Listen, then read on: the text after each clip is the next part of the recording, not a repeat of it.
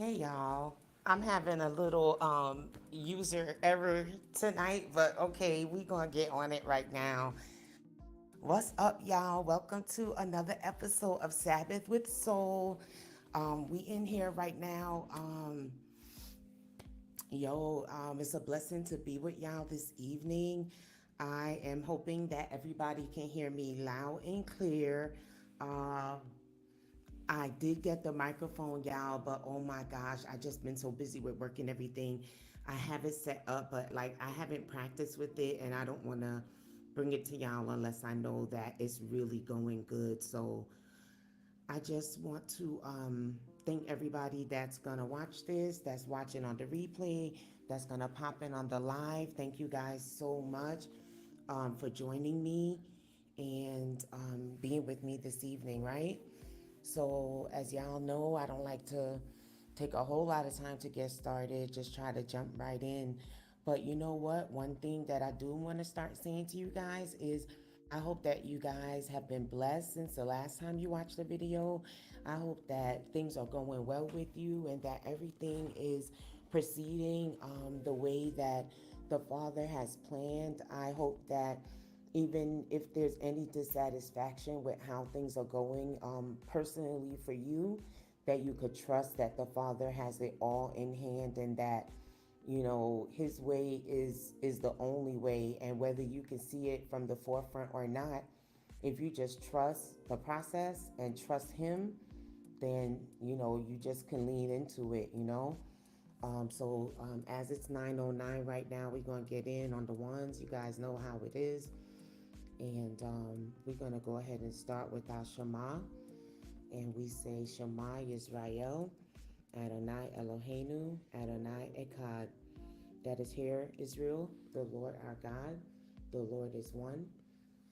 And we go on to say, blessed be the name of his glorious majesty forever and ever. Amen. And remember, we're going to build on that Shema prayer, but I'm going to leave it we're going to leave it for a while so that everybody kind of gets used to it. And then we'll add on the second part, and that way you got it committed to memory, right? So we're going to start with our quick review. As you guys know, we're doing our Psalty Psalm series on Sabbath evening, and we covered David as shepherd, soldier, outlaw, mercenary, king, killer, servant, legend, icon, and last Shabbat we added prophet. And the thing about it is, sometimes when you live a certain lifestyle, or sometimes when things happen to you, and it could be whether you were drawn into it beyond your will, or you willfully engage in activities, sometimes it comes back and the scales have to balance out. And sometimes that's a really hard thing to have happen. And trust me, I am speaking from experience, and it's a raw situation. But sometimes that is how it is because it's laws of the universe. And so we see that David wore a lot of hats. And tonight we delve into Psalm chapter 3, where one of those hats that he had worn, it bred something right within his family, and it exploded onto the whole nation of Israel. Okay, so last week we added David as prophet, and so that rounds out a lot of what we covered with the background of David. And we also talked about Selah. We introduced the true meaning of Selah in the Bible as a mystery. Biblical scholars have settled on it meaning to lift up, exalt, or silence or pause. So, in other words, stop and think about what you're reading. So, as we go into more of the psalm, you're going to see this word come up more and more. And so sometimes, after a while, I'm not going to, well, I'll try as much as I can to keep putting up the reminders because new people will always be watching, and sometimes they may not see it on the previous video. So we'll always try to do the little quick reviews and do at least a little build up on what we talked about before. Remember, we're trying to be progressive, so we're going to move up, up, up. So the training wheel's going to come off sometimes, okay? So we also talked about the superscript. Remember, we went over all the different authors, and sometimes, and now you'll know what those names mean and who those people are when the scriptures tell you, at the beginning of the psalm, what that is, who that is, that wrote that particular psalm. So I think that the superscripts are cool because it gives you reference into what the psalm is about and what's going on. And that way you can tie the events together with what you're reading, okay? So Psalm chapter 3, the superscript says, "Save me, O my God," a psalm of David when he fled from Absalom his son. All right? And David goes on to pray, "O Lord, how many are my foes? Many are uprising against me. Many are saying of my soul, there is no salvation for him in God, Selah. But you, O Lord, are a shield about me, my glory, and the lifter of my head. I cried aloud to the Lord, and he answered me from his holy hill, Selah." So, the scriptures ask us to stop and think about it, okay? And he, at this point, was beset by enemies. He had enemies round about, and many were uprising against him. Many are saying of his soul, there's no salvation for him in God. But God is a shield, a glory, and the lifter of his head. So he cried aloud, and the Lord answered from his holy hill. So he got an answer, okay? He lay down and slept. He woke up again, for the Lord sustained him. So even though he went to sleep in grief, and he kind of always used this verbiage that, his soul would go down to the pit. The Lord sustained him and would wake him up again. And sometimes when you wake up in the morning, it bears witness, and it behooves you to take a moment sometimes when you wake up. Because if you really think about it, when you go to sleep, you don't know where your soul goes. You don't know where your spirit goes. Now, if you know about astral planing and things like that, and you can control these things and control your dream and stop your dream and go back to your dream, and you have certain things like that, yeah, you have that. But ultimately, where is your waking conscious soul? That's in the Lord's hands. So it would behoove you sometimes when you wake up really to make sure that you take that time to say, thank you, Lord, for bringing my soul back to my body. Good night, Delroy. I see you watching. Bless up. Bless up from Jamaica. Yes. So he says he lay down and slept. He woke again, for the Lord sustained him. And he said he would not be afraid of many thousand of people who have set themselves against him all around. He prayed to the Lord, "Arise, O Lord, save me, O my God, for you strike all my enemies on the cheek. You break the teeth of the wicked. Salvation belongs to the Lord." Now, if we look back at David's past, and we talked about David, he done came through a couple of things. And he survived and thrived, and is to the point where he set up the throne and the seat in Jerusalem. All right. So what has been happening to David's haters and David's enemies? They have been dealt with. Okay? They have been dealt with. Despite David's sin, despite David's lust, despite David's unbelief at times, David's enemies was still done away with at the end of the day.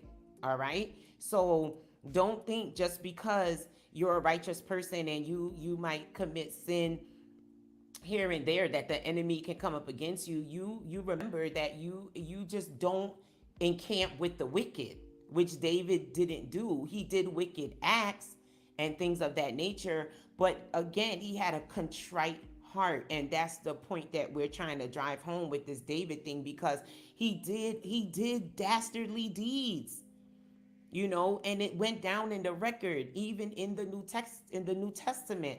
No matter what he did that was righteous, it still had to be said, except in the matter of Uriah the Hittite, okay? and countless other people, that David had to slaughter, whether the blood was innocent on his hands or not. All right. So his enemies were still dealt with. The Lord still struck all his enemies on the cheek and continued to break the teeth of the wicked. And remember that that is also the chant that we must have right now, that the teeth of the wicked must be broken. All right. Have you ever had a dream about broken teeth?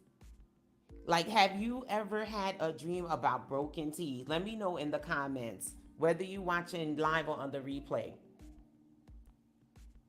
A dream about broken teeth is not cute. It's not nice. It's actually very scary. I've had one before, and it usually means something needs to be cleaned up, because I had it a long time ago, and trust me, there was plenty that needed to be cleaned up back then. So I know that, see, it was 11:11 when I just said that, and that confirms what I was about to say next. I know that there were things that needed to be cleaned up. That dream about broken teeth, that dream is no joke. Okay, and David says that the Lord breaks the teeth of the wicked. So it would might be a little bit of an admonishment if you've recently had a dream about broken teeth, or have had a dream about broken teeth. It may mean that something might not be right. That might be the Lord warning you, because if the Lord breaks the teeth of the wicked, then as a righteous person, remember that the Lord will send you warnings. All right, the Lord will send you warnings. So if you have a dream about broken teeth, that's just a little sidebar. It might be something to think about. Okay. So David said that the Lord will strike all his enemies on the cheek. He will break the teeth of the wicked, and that salvation belongs to the Lord. All right. Salvation belongs to the Lord. And what does that also mean? That we really can't save ourselves.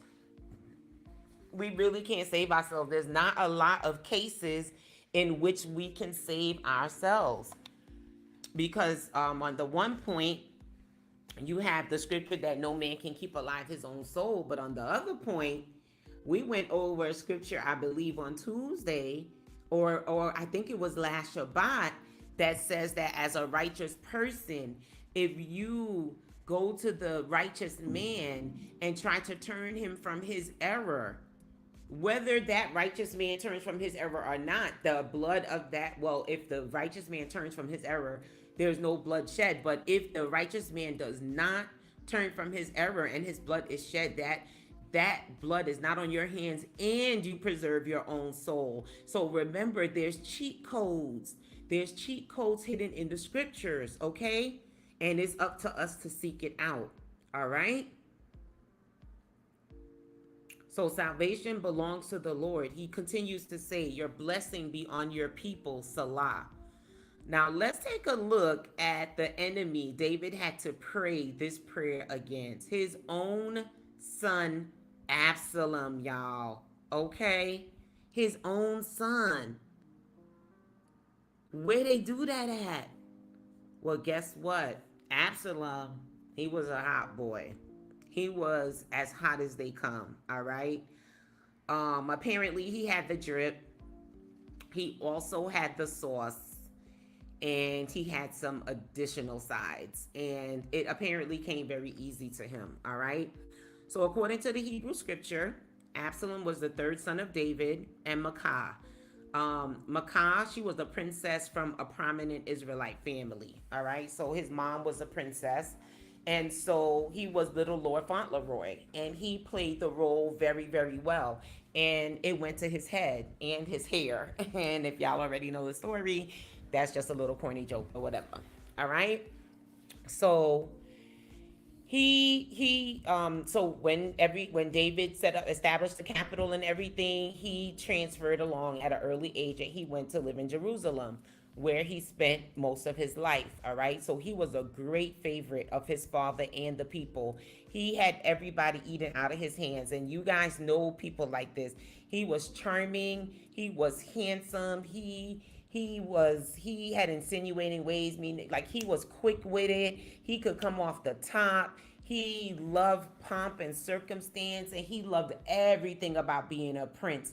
He loved all the, and that royal pretensions is not that he was pretending or putting on, he was it. Okay, it's not tricking if you got it, all right? He was it. He was the son of King David, and he had everything that came with it. It wasn't lacking nothing, all right? Not in the looks department, not in the charms department, not in no kind of ways. He wasn't lacking it. He had everything. So he captivated the hearts of the people from the beginning. Who did that before?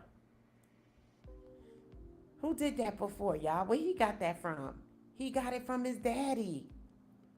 Remember that's what David did? Remember all the people, how they loved David? Remember we talked about it, how they loved David and they just adored him. And they were saying Saul has killed his thousands, but David killed his 10,000s. Okay, now here comes the DNA imprint. Live and in living color, 3D model. You got Absalom. All right. But what is he missing that David had? Right here, let's look at Absalom's tributes. Let's look at Absalom's attributes and see what he had. Charming manners, okay? So he knew how to tell you what you wanted to hear. How many we know? How many we know of those? How many we know of those? Hot boy status, right? He had personal beauty, handsome, all right? Melanin dripping everywhere, okay? Insinuating ways, okay? That means he knew how to tell you, just, oh, what double entendres and all that. Oh, you meant that. When he just came easy with it, all right? And the love of pomp and royal pretensions, which that doesn't mean pretending. That just meant all the pretensions of court, that he loved all of that. He was made for it. He sucked it up, all right? And he captivated the hearts of the people from the beginning. He lived in great style. He drove a magnificent chariot, and he had 50 men run before him, all right? So what's missing in this narrative that we saw, at least, not at least, but we saw especially very early on in David's narrative? What's missing here? Humility. Humility. He's not anywhere writing any psalms, tending any sheep. He's born with the silver spoon. So that's not a count against him. That's not a count against him that he was born with the silver spoon. But by the time they write up now his life from beginning to end, right here, this is Wikipedia. Y'all already know, I'll let you know. From right here, you see that there's nothing about humility attached to Absalom's story, attached to the summation of his life, okay? There's nothing about humility. There's nothing about contriteness. And so if you take it from the root, you look at Jesse, David's father, was at least a humble enough man that he's number one named in the canons, and number two, he obeyed the prophet when the prophet said, this is the son, this is the one, and he let David go, okay? David was his one that was tending the sheep. Remember how a lot of parents now, they won't let you go. How many, you'll even read back in history where the kids had to go to work when they were 6 and, all this and that. Like, sometimes the parents don't let you go. So Jesse could have selfishly held on to David and changed the whole course of our history. But he was humble enough, right? So you can infer that Jesse was humble enough. So you can see that David came from humble stock, right? And so now it comes from the root. So now Absalom springs from David. Now, as parents, you start out humble and you really try to do your best. One of the number one things on your list as a parent is to do better for your kids than your parent did, or give them better opportunities, right? So we not gonna front that David did his thug thizzle by having this all set up and the seat in Jerusalem set up and this whole entire kingdom set up so that Absalom and his children could be born into a better life under Yah. You can't front on that, right? But Just because your parent did that for you, now you still got to grow up and take responsibility in your own heart of what type of person you're going to be. Okay? Are you going to let these trappings cause you to stumble? And you don't got to be a prince. You don't got to be a princess. You don't got to be a queen. You top of the corporate ladder. You better take a look back. How did you get there? Clean heart, pure hands? Yes? No? Which way did it go? What seed did you sow? I will rhyme on y'all, okay? Which way did it go? What seed did you sow? Because whatever seed you sowed, that's the fruit that's coming, right? And so this story is a perfect example. And so this one just, I'm not gonna lie, this turned into a two-parter by the time I even was halfway through it, because it needed to be expounded upon, because just so much started springing out of this. All right.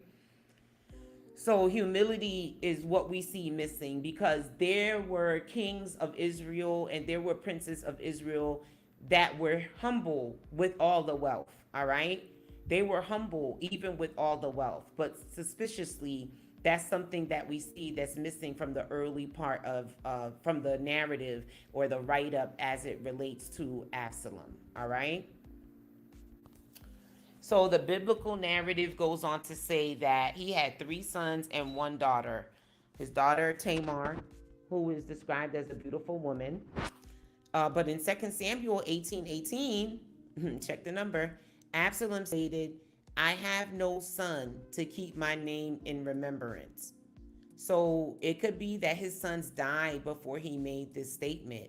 And so looking forward, and not only looking forward, looking backward too, a word, which is, basically what we just did, a word can be said regarding generational curses. All right. It's unfortunate that this story just wrapped this up so finely, but it's here for us to learn from and for us to learn how to break these curses if we can. Okay. So, and then I want you to notice something. Absalom had a daughter named Tamar, and he also had a sister named Tamar. Okay. And I think we'll touch more on the daughter as we dig more into Absalom, whether it's tonight or next time. But you just need to see how these ties all come together. So Absalom also had a sister, so David's daughter Tamar. She was raped by their half brother Amnon. All right, so that's also such a hot button topic, and we can see that Judah has dealt with this struggle for a long time. Maybe because we often don't see ourselves as people of the book. I'll put on my clinician hat here for a second and say, look at this. Look at the ties that bind, you guys. Look at what has been sitting on Judah. Look at the spirit, the demon of entanglement that has been sitting on Judah. You saw it play out just at the Grammys with Will and Jada. You saw what this spirit causes. All right. Absalom had a sister named Tamar who was raped by their half brother Amnon. So all of the incestuous struggles and just the demonic stronghold that we've dealt with it for some time. So it even touched the household of King David. So I say to you, if you have dealt with this, you're not alone. You might not see yourself in the Bible. You might not have known that this story existed. You might have heard about King David and not know that this was yet another set of trauma that he dealt with, you see? And that leads you right into the post-traumatic stress disorder. And we're going to feature that. It might be Psalm chapter 4. But all of this now starts to lead to a traumatic effect. Generational curses, anxiety disorders, okay?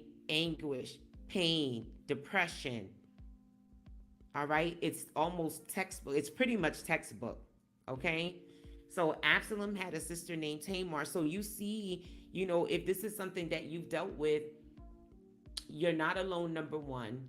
Number two, you know, if you are listening to this, I want you to remember that meditation is something that helped David deeply. It really, really did. And I want you to maybe, just depending on where you are with it, if you think you may be ready to start thinking about it, um, then I want you to try to get to a place where you can listen to some soothing music and just lay back, go within, and just try to sort out your feelings and sort out your thoughts about it. If you have a loving, caring spouse, and it's something that you've talked to them about before and they've been supportive with you, then maybe have a little sesh where you kind of clear out some things if you've had some cobwebs grow around that situation. um, and if you're in a place where this just shocks your memory and you're like, oh my gosh, this just brought something up, and I need to deal with this, then I definitely want you to just think about reaching out to a 1-800 counseling line, or seek some resources in your area. You can inbox me. I am a master certified mental health counselor. If you reach out to me in my inbox, I will find a location in your area or a resource in your area for you. You just let me know, okay? So, so, so Absalom had a sister named Tamar. Now, we all want somebody who is that real ride or die for us, right?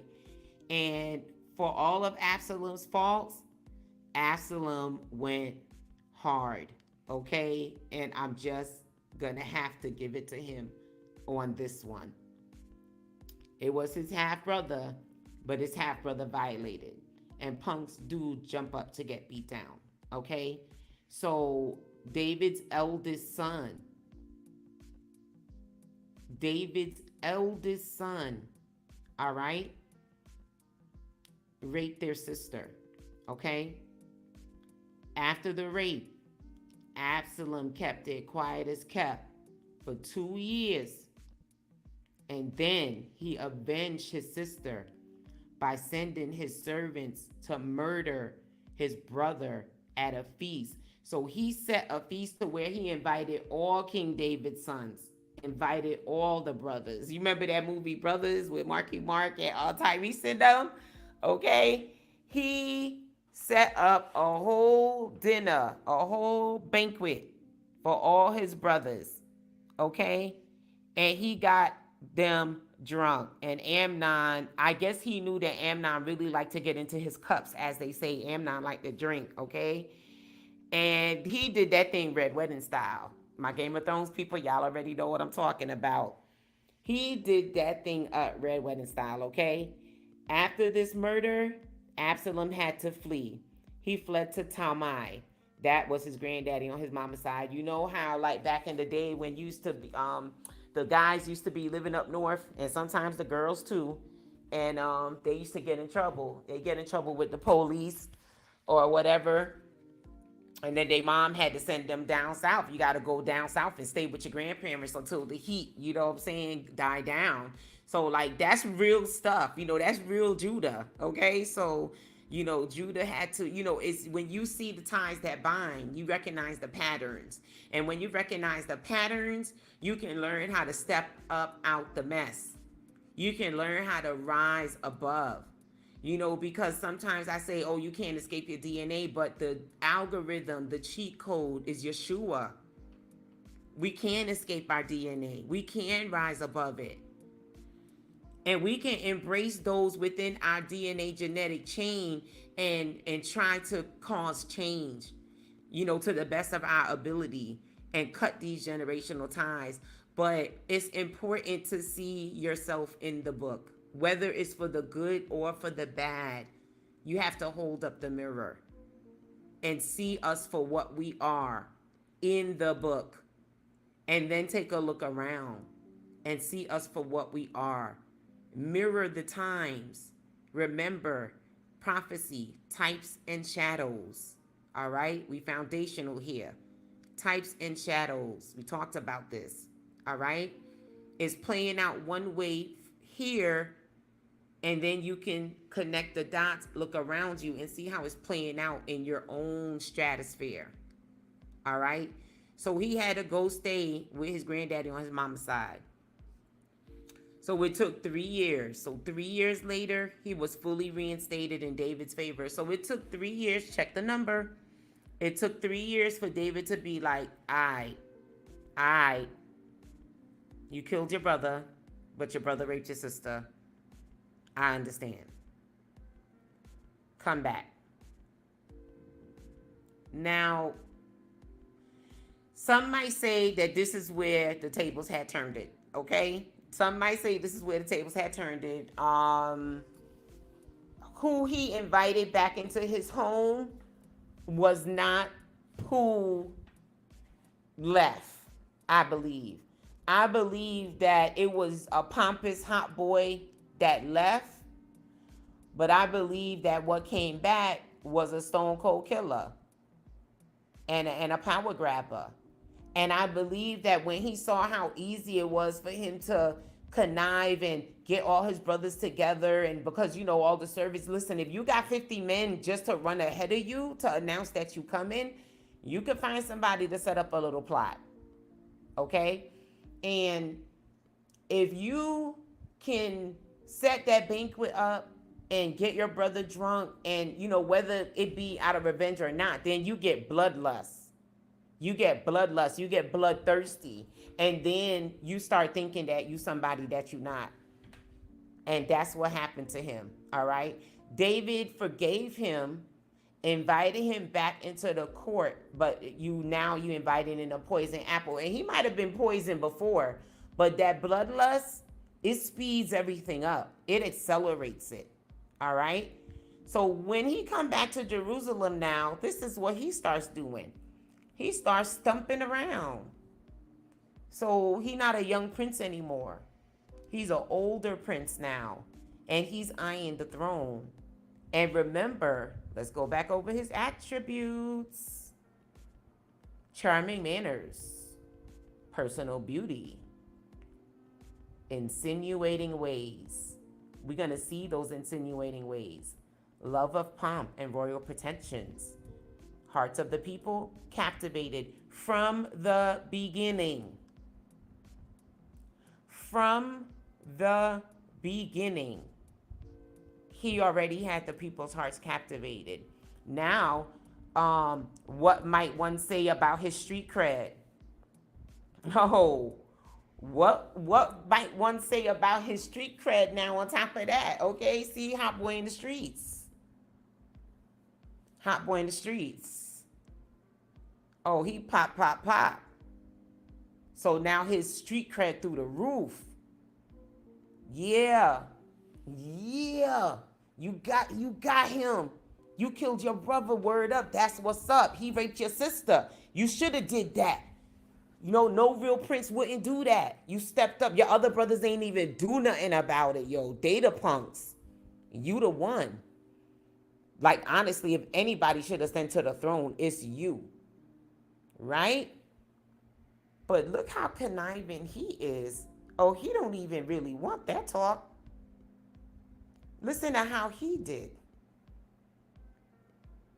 He said he built support for himself by speaking to those who came to court for justice, saying, see, your claims are good and right, but there is no one deputed by the king to hear you. If only I were the judge of the land, then all who had a suit might come to me and I would give them justice. Okay? So basically, those same insinuating ways, the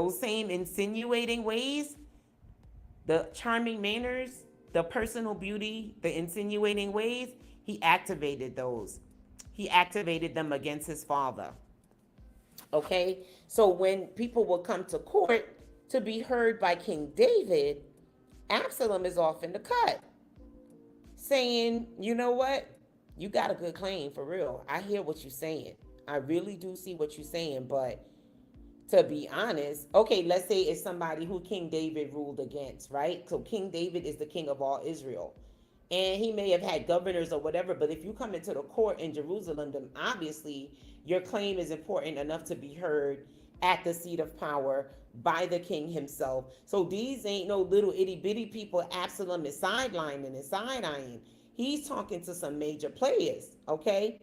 So he's saying, so let's say King David ruled against somebody. So if you still big ups at court and you came to have your case heard, the king might have ruled against you, but you still there for the banquet. You still there for the whole day. I mean, it might take 3-4 days for David to hear everybody who's there. So they encamping about him.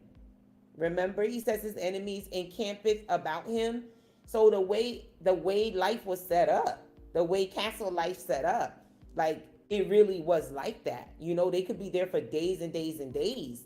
So these people who might know that the king is not voting their way, they still sitting elbow to elbow. They still drinking wine. They still eating grapes. They still enjoying all the feasting and everything of the life at court, and Absalom getting in their ear. So he like, you know what? I heard your case. And to be honest, I don't even know why my dad is fronting like that. Because if it was me, I would have ruled like this and you would have got your justice. But you know what? He the king, so it don't even really got nobody next to him to even give a counterbalance. So I guess you guys just gonna have to deal with that. But if it was me though, I would have made sure you got some justice. So he made gestures of flattery by kissing those who bow before him instead of accepting supplication. So that's what I was alluding to when I said Absalom. He wasn't just on no regular game. He wasn't just on no, yeah, yo, you should be the one to step on the throne like Lord Absalom. You really the bomb though. He didn't even fall for that. He went and bowed and kissed their hands. The importance of making people believe their own myth. It is a very, very powerful tool. And Absalom apparently had that down to a T. Okay? So he bowed before them and he stole the hearts of the people of Israel. So he ran reverse psychology on them. Okay? Point blank. He ran reverse psychology on them. And we all know that Absalom understood the importance of long game. And let me tell y'all something. That's another thing. If you don't understand, this is tonight's free jury. If you do not understand the importance of long game, let me tell you about it. Wait. Wait, I say, on the Lord. Because nobody cannot give you justice the way the Most High Yah can give you justice. Okay? Long game is very, very important. You have to be willing to turn that thing over to God and let him guide and direct your steps. If you get too hasty and you want to seek and exact revenge for yourself or get a result for yourself, you may inevitably trip over your own feet. But the importance of long game and having that ability to have that long game, it can be used for good or it can be used for evil, okay? But I'm talking about you'll be surprised at the results. And sometimes when I say long game, I'm talking about 6, 7, 8 years. You got to be able to peep the op and you got to be able to wait that thing out and strategize. And they say it's chess, not checkers. I play chess in real life. IRL. It's real. You understand? You have to be able to strategize and use your power of strategization for good and not evil. Well, let's look at Absalom's long game, right? Absalom waited 2 years on a rape, right? His brother walking around thinking everything is all good. Absalom had to be around his brother like all the time in palace life. This man waited 2 years, y'all, and then murdered his brother, right? So he waited. And then he waited another 3 years. He was willing to wait until the heat simmered down before he came back to Jerusalem, right? So we see he know how to wait. After 4 years of talking, you know what, in his dad court, undermining his dad, that's like coming up in Judge Mathis court and telling everybody they need to go to Judge Judy. Like, what are you doing, Absalom? Like, stop it, right? So after 4 years now, he decides to uprise. And he raised a revolt against his dad at Hebron, the former capital, before they moved the capital to Jerusalem. And he then slept with his father's concubines, and all Israel and Judah flocked to him. Now, it doesn't say all Judah, it says all Israel and Judah, both of the nations, the north and the south, flocked to him like sheep. They turned their back on their king, on the archetype, okay, for little Lord Fauntleroy. And sometimes that be the problem. We get carried away by the glitz and the glam. All right? And we got to stop doing that. It leads to nothing but problems. What's new, what's hot, what's fresh all the time. It don't mean that you need to flock to it. Except for the new righteous YouTubers that's coming out. Hey, content creators, flock to us. We have the truth. We got what you need. All right? But just because, I'm just joking, but just because everything is shiny and glittery over there, that does not make it gold. All right? You have to know and use discernment. Because now there's a whole uprising in the country. Because people got carried away by Absalom's flattery. When he intended really nothing good for them, it was just for his vanity and self-inflation. So David now, he only had two tribes, two peoples with him, the Cherethites and the Pelethites, and his former bodyguard, which followed him from Gath. He found it expedient to flee. That's another way of saying he had to get out of Dodge, okay? Because Absalom was apparently bringing the heat. So Absalom was giving David a run for his money, literally and figuratively. David had to flee. Imagine having to flee from your own capital, from your own son. What the heck? Where do they do this at? In Judah, in Israel. In Judah and in Israel. Look around us. Look around us. We have to run from each other all the time. We're going to have to stop if we want to move forward. We're going to have to break the generational curses. So David found it expedient to flee the capital, flee from his son, with only his former bodyguard. So what that tell you? The new cats was with Absalom. All right? So right there, we're going to leave the story with Absalom right there on the cliffhanger. Obviously, you can go read in your Bible and see what happened, or you know what happened, but either way, that'll be fun. Still come hang out with me next week, right? But let's jump back now to the scripture. And let's reread it now with the mindset of this is this man's son and his own people of Israel that he's running against. How many are my foes? Many are uprising against me. Many are saying of my soul, there is no salvation for him in God, Selah. Now, let's enact the Selah for real, for real. Y'all thought David was faking. He said many, many, many, 3 times. Will you look at that? Many are my foes. Many are uprising against me. Many are saying of my soul, there is no salvation for him in God. So what that tells you is that at the taverns, at the government palaces, at all the places that you could think of, they basically on some water cooler talk talking about David, saying, "Yo, the new young prince done took it over, bro. David old but he ain't gonna be able to get out of this. He should have been got off the throne anyway. Look at all that dumb junk that happened. Look at all that stuff he did. He should have been stepped down. Yeah, Absalom really got Absalom is the future. Absalom is for the people. David talking that God junk, like ain't no help for him in God, ain't no salvation for him in God.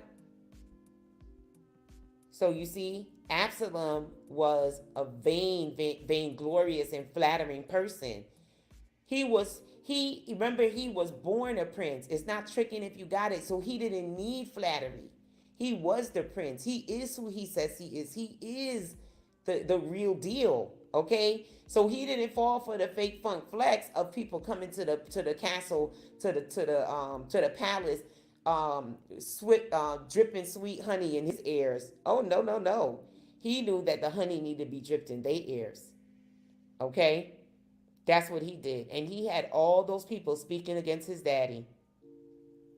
All right? And they thought, there's no way God going to get David out of this. He is done. But David said, but you, O Lord, are a shield about me, my glory and the lifter of my head. I cried aloud to the Lord, and he answered me from his holy hill, Selah. Because see, when you know what he's praying about, those Selah points, they make a lot more sense where they are, don't they? Because what's missing from Absalom's story? This right here. The Lord being a shield about him, his glory, and the lifter of his head. Also this, the crying aloud to the Lord. And also this, the answer from the Lord, from his holy hill. See, that's missing from Absalom's narrative. That's missing from Absalom's dialogue. Selah on that. Is contriteness, is crying aloud to the Lord. Is the Lord being your, are you proclaiming the Lord being your shield, your glory? You proclaiming it makes it so. You call the Lord, he's coming. He's coming to be your shield and your buckler, the glory and the lifter of your head. Should you cry aloud to the Lord, he will answer you from his holy hill. Salah. You can lie down and sleep and wake up again, for the Lord will sustain you. And you will not be afraid of many thousands of people. And it was truly thousands of people. David was not exaggerating, y'all. That's the number one point that I want to drive home, because a lot of people, they read the Psalm, but they like don't kind of really know like the story that it's attached to. Right? So when you see it this way, you really realize, wow, David is really not faking the funk. There's many thousands of people have set themselves against me all around. Remember, palace life. These people are really encamped all around. If you can't trust a bodyguard that's next to you, if you can't, as a king, if you can't trust your closest regiment, the ones right around you, and if you can't trust your food taster, you're done, right? So they're all around you all the time. And if you can't trust, you're done, right? But because he's able to cry to the Lord, he heard an answer from his holy hill. And he was able to strategize, right? And next week, we're going to talk about how he strategized and what happened. And sadly, against his own son. But when you make a mistake and think yourself who you are not, unfortunately, sometimes it just plays out a bad way for you. All right? Because when David heard back from the holy hill, he said, for you strike all my enemies on the cheek, for you break the teeth of the wicked. So the Lord obviously said to him, I will strike your enemy on the cheek. I will break the teeth of the wicked. And salvation belongs to me. I am your salvation, David. You see, so David turned around and he proclaimed that. So we read these Psalms, these is David's answers to David's prayers. Just please, let's just be clear about that as well. These are David's prayers, and these are David's answers to David's prayers. Now, types and shadows. You can superimpose this onto your own life. And you can pray as David did, just like you can dance as David danced. You can model this. Cry out to the Lord when you're in distress, okay? Salvation belongs to the Lord. Your blessing be on your people, Salah. Now, you got an uprising in the palace, in the camp, in the nation. Are those now God's people? Is the blessing going to be on everybody here? People are in civil disobedience. David is your king, not only on the earth, but this is the time where this is a godly king. This is a king that now y'all asked for a king. You had a problem with Saul. You was in disobedience, and Saul was in disobedience, and it all became a cluster, right? But now I have set David upon my holy hill. And now look what the people are doing. Falling for the glitz and the glam. Just because he's David's son don't mean he's David. Don't mean he's king. They stepping out of bounds. They got out of pocket. Absalom got out of pocket and he led the people astray. Now whose hands is the blood going to be on? You understand? David's good people sitting there and enjoying life. And here he come in the court like a slithering serpent, his own son. What is God to do? What is God to do? It doesn't say some of my enemies on the cheek. It doesn't say some of my enemies on the cheek.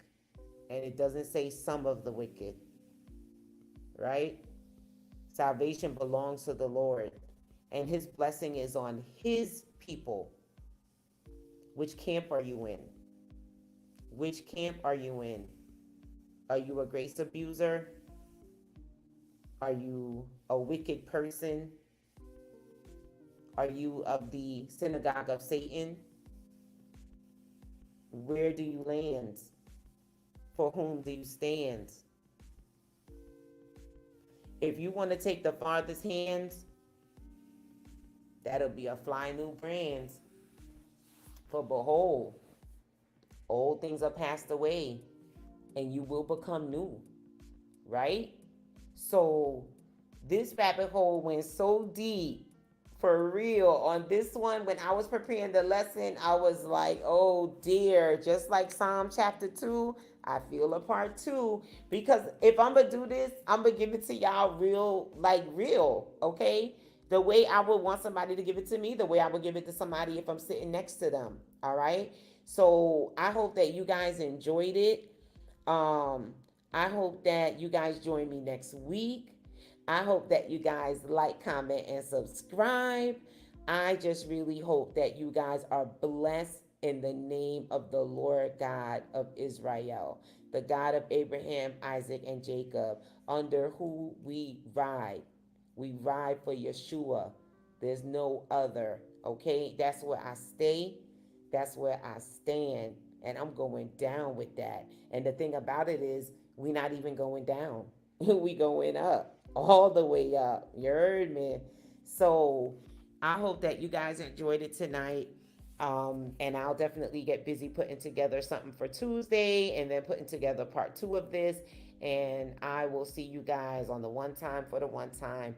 And just remember that, egos trip, but egos really trip. And this is a real fine example. Like Absalom was ego tripping, like he was on that Lucifer, that angel of light. He wanted to be the man before the man. Like he just forgot. He wasn't told.